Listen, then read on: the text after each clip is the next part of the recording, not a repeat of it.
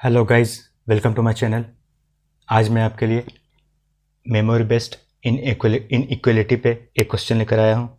ये question IBPS specialist officer 2012 में पूछा गया था। तो आइए हम लोग देखते हैं इनइक्वालिटी के क्वेश्चन को कैसे हम लोग बाय ट्रिक मेथड सोल्व कर सकते हैं। इस तरह के कोडिंग में अगर इनइक्वालिटी दिया हुआ हो तो कैसे हम लोग इसे क्विकली ट्रिक से सॉल्व कर सकते हैं। तो आइए हम लोग देखते हैं इसमें क्या दिया हुआ है डायरेक्शन में। In the following questions the symbol $$ has copyright and % are used with the following meaning as illustrated below. तो ये मतलब कुछ कोडिंग दी हुई है। इन साइन सिंबल के आधार पे कुछ कोडिंग दी हुई है, उसी के अकॉर्डिंग हमें इस इनइक्वालिटी को सॉल्व करके तब इसके क्वेश्चन के आंसर करने हैं। तो देखिए कैसे क्या कह रहा है। $Q means P is not smaller than Q। तो $Q मीन्स P Q से छोटा नहीं है। तो देखिए हमने एक बॉक्स बना लिया है। इसमें सबसे पहले ग्रेटर देन, फिर ग्रेटर देन इक्वल टू, फिर इक्वल टू, फिर स्मॉलर देन इक्वल टू को हाईलाइट कर लिया है। अब इस सिंबल के आधार पे और इस डायरेक्शन के आधार पे हम लोग इसमें इस कोड को एडजस्ट करेंगे, उसके बाद क्वेश्चन के आंसर कर देंगे। तो देखिए $Q P is not smaller than Q। P is not smaller than Q का मतलब क्या हुआ? P Q से छोटा नहीं है। तो P can be greater than और इक्वल टू Q।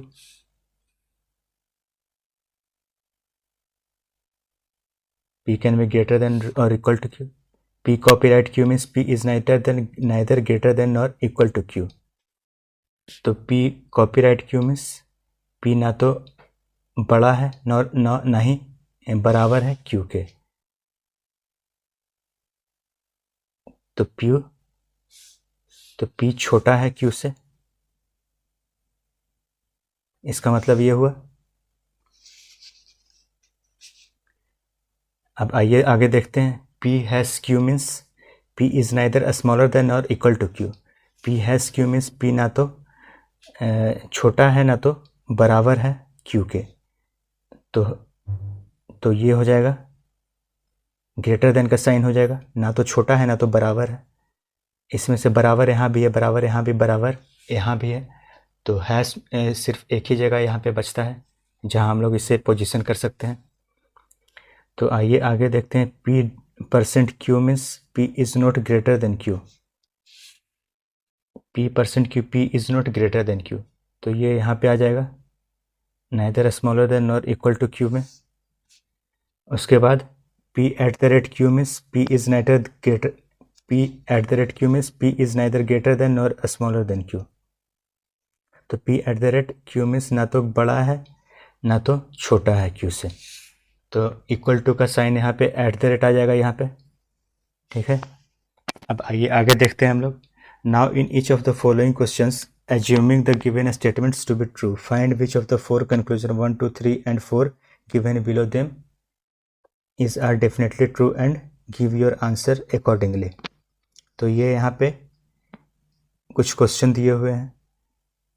तो इस बॉक्स के आधार पे हम लोग इस क्वेश्चन के आंसर को करेंगे। तो देखिए सबसे पहला क्वेश्चन क्या कह रहा है। क्वेश्चन नंबर 16, कैसे हम लोग को इसे आइडेंटिफाई करना है। जैसे फर्स्ट, सेकेंड, थर्ड, फोर्थ, ठीक है। तो R has J has T, D@K, K has T। तो पहला क्या फाइंड आउट करने का रहा है, T हैज़ D। T से हैज़ D उल्टा जा रहा है, तो इसमें क्या लेंगे, % और @ तो % और @ ये रहा। तो इसका मतलब %, इसका मतलब ये हो जाएगा स्मॉलर देन इक्वल टू। जो भी इसमें बड़ा, मतलब सबसे बड़ा नंबर होगा। जैसे भी हम लोग इक्वल टू और स्मॉलर देन इक्वल टू लगाते हैं तो उसमें हमेशा स्मॉलर देन इक्वल टू को माना जाता है। तो उसी हिसाब से T हैज़ D में T से D तक जाने में % और @ आता है, तो इसका ये % होगा। अब यहाँ पे क्या करना है हमें, यहाँ पे देखिए ये अपोजिट डायरेक्शन में जा रहा है। तो अपोजिट डायरेक्शन में जा रहा है तो हमें इसका उल्टा लेना है। जैसे ये परसेंट हुआ तो हमें डॉलर मानना पड़ेगा। तो यहाँ पे अगर सीधा जाता तो ये परसेंट होता तो परसेंट को ही हम लोग मान लेते, पर यहाँ पे ये उल्टा जा रहा है तो हम लोग को डॉलर के साइन को मानना पड़ेगा। पर यहाँ पे क्या दिया हुआ है, पर यहाँ पे दिया हुआ है हैश।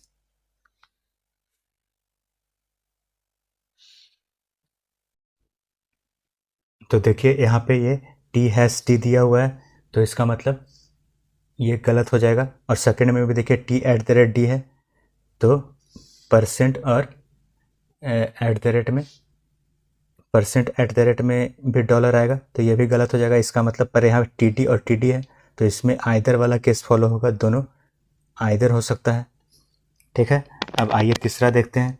आर से के भी जाना है, तो $@ में हैश हो जाएगा, तो इसका मतलब ये तीसरा सही है। चौथा में देखते हैं $J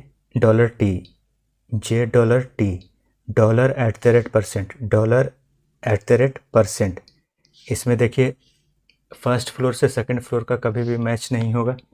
तो फर्स्ट फ्लोर से सेकंड फ्लोर अगर कभी भी आता है तो ये हमेशा गलत हो जाएगा। तो ऑप्शन नंबर 4 रॉन्ग हो जाएगा हमारा। तो इसका मतलब इसका क्वेश्चन नंबर 16 का क्या हो जाएगा, क्वेश्चन नंबर 16 में आइदर 1, 2 एंड 3 हो जाएगा ऑप्शन।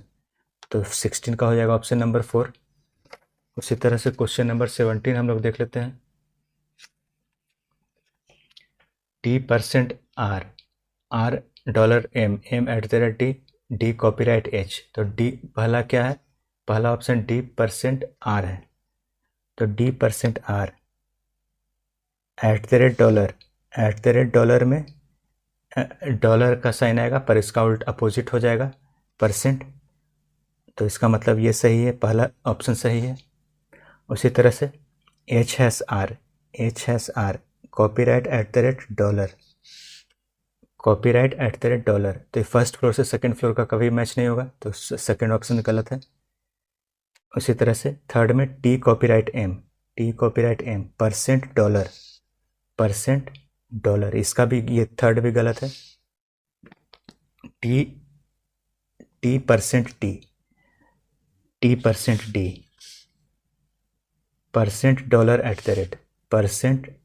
$, ये भी गलत हो जाएगा। तो इसका मतलब 17 का हो जाएगा only option number 1 is true. Question number 17 का हो जाएगा ऑप्शन नंबर 1। उसी तरह से क्वेश्चन 18 देखते हैं। पहला क्या कह रहा है, K#B, तो K#B कॉपीराइट $,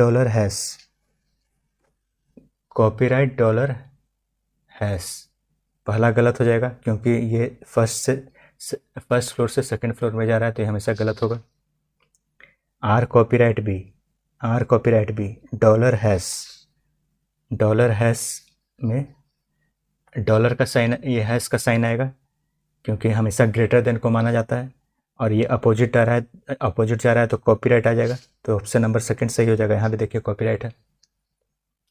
उसी तरह से थर्ड देखते हैं, $M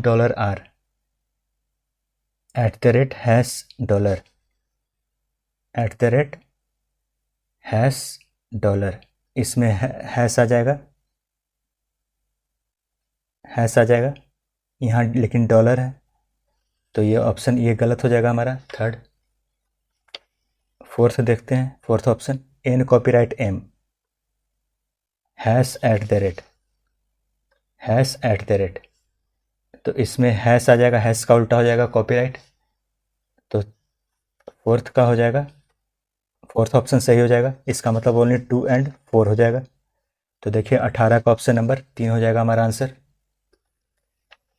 क्वेश्चन नंबर 18 का ऑप्शन नंबर 3,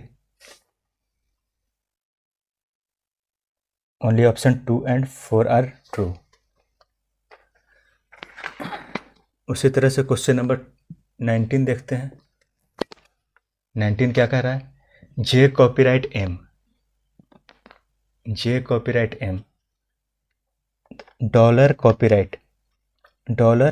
$, ये गलत हो जाएगा क्योंकि फर्स्ट से सेकंड में जा रहा है। E has H copyright at the rate में कॉपीराइट आएगा, लेकिन अपोजिट जा रहा है तो ये हैश आ जाएगा। तो इसका मतलब सेकंड सही है। ई से एच में अपोजिट डायरेक्शन में जा रहा है, ये सीधा डायरेक्शन हुआ, अपोजिट डायरेक्शन हो तो अपोजिट डायरेक्शन में हमेशा अगर ये होगा तो ये होगा, अगर ये होगा तो ये होगा, इस तरह से इसमें हैश हो जाएगा, तो ये सही है। उसी तरह से ऑप्शन 3 देखते हैं, M copyright at the rate hash में फिर कॉपीराइट आ जाएगा, तो इसमें भी सही है, कुछ ऑप्शन 3 भी सही है। उसी तरह से ऑप्शन 4 देखते हैं, F hash eight the rate copyright, ये फर्स्ट फ्लोर से सेकंड फ्लोर में जा रहा है, तो इसका मतलब ये गलत हो जाएगा। इसका मतलब ओनली ऑप्शन 2 और 3 सही होगा। Only option 2 and 3 are true. तो 19 का हो जाएगा ऑप्शन नंबर 2। क्वेश्चन नंबर 19 का ऑप्शन नंबर 2। उसी तरह से लास्ट क्वेश्चन देखते हैं, क्वेश्चन नंबर 20। $D, ये बात हमेशा आप लोग ध्यान में रखिएगा एक बात और, कि ये डी के बाद ए होना चाहिए, ए के बाद यहाँ भी ए होना चाहिए, और ए के बाद बी, फिर बी के बाद बी, फिर के है तो के। अगर यहाँ पे के है, यहाँ पे अगर एम हो या ए हो या कोई और भी दूसरा अल्फ़ाबेट हो, तो ये रूल इसमें फॉलो नहीं करेंगे। उसके बाद हम लोग इसे अकॉर्डिंगली एडजस्ट करके तब फिर इसे इस रूल के अकॉर्डिंग बिठाएंगे। अगर ऐसा यहाँ पे सीरियल वाइज सारा कुछ दिया हुआ है तब हम लोग इस ट्रिक को अप्लाई करेंगे। अगर सीरियल वाइज नहीं रहेगा तो हम लोग इसे सीरियल वाइज एडजस्ट करेंगे और फिर इस सिंबल को एडजस्ट करेंगे, तब फिर इस रूल को फॉलो करेंगे, नहीं तो उस तरह से हमारा आंसर गलत हो जाएगा। तो आइए देखते हैं हम लोग last question number 20। $B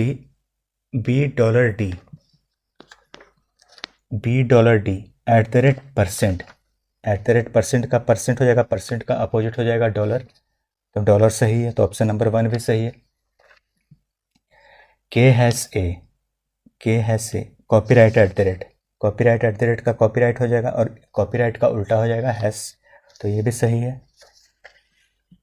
M has B percent copyright, इसमें ये स्मॉलर देन ये आएगा तो ये इसका कॉपीराइट हो जाएगा, लेकिन ये एम से बी के तरफ उल्टा जा रहा है तो कॉपीराइट का हैश हो जाएगा, तो यहाँ भी हैश है, तो इसका मतलब ऑप्शन 3 भी सही हो जाएगा।